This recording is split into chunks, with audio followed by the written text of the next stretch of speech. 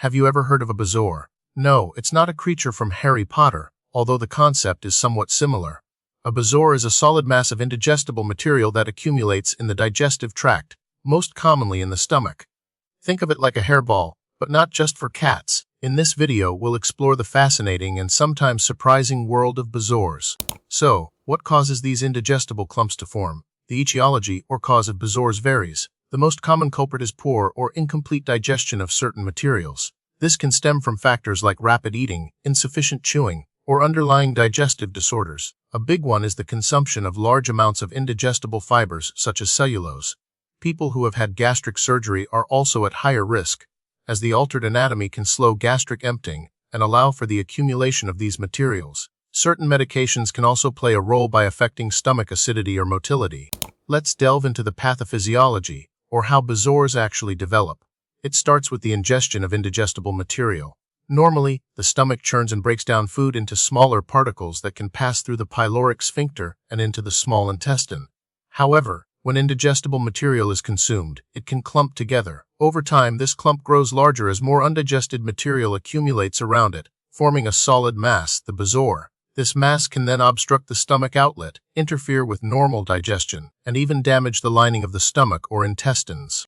While bezoars aren't exactly widespread, understanding their epidemiology, who gets them and how often is important.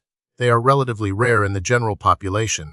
However, certain groups are at higher risk. These include individuals with psychiatric disorders who may ingest unusual substances, people with diabetes or gastroparesis, a condition that slows stomach emptying, those who have had gastric surgery, and those who consume very large quantities of specific fibrous foods. The frequency also varies depending on geographical location and dietary habits. What are the signs and symptoms of a bezoar?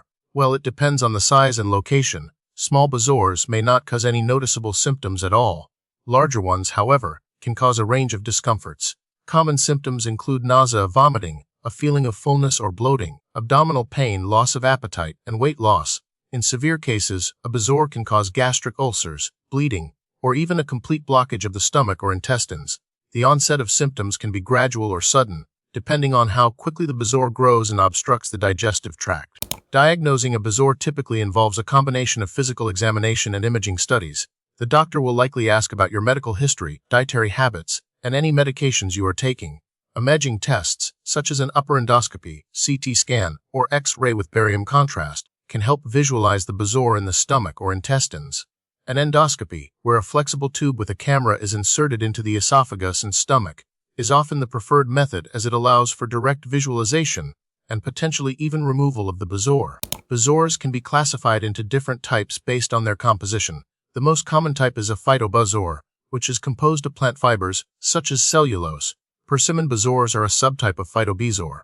Trichobezoars are made of hair and are most often found in individuals with psychiatric disorders who compulsively pull and eat their hair.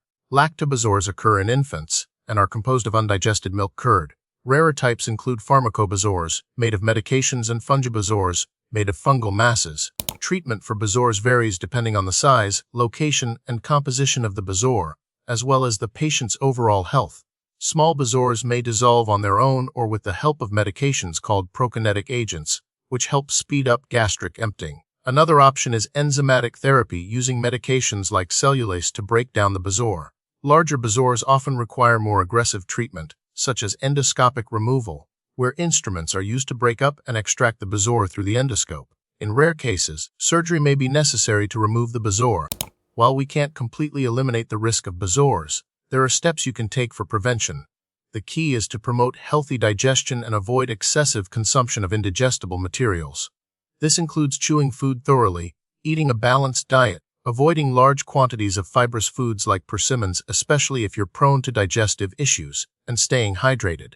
If you have a history of gastric surgery or digestive disorders, it's especially important to follow your doctor's recommendations and manage your condition effectively. Consider enzyme supplement if you are prone to have them. Generally, the prognosis for bezoars is good with prompt diagnosis and treatment. Most bezoars can be successfully removed or dissolved, and patients can recover fully. However, complications can occur if the bezoar is left untreated, such as gastric ulcers, bleeding, or perforation. Current research is focused on developing new and less invasive methods for bezoar removal. as well as identifying individuals at high risk and implementing preventative strategies. Newer endoscopic techniques are being explored for more efficient fragmentation and extraction of large bezoars.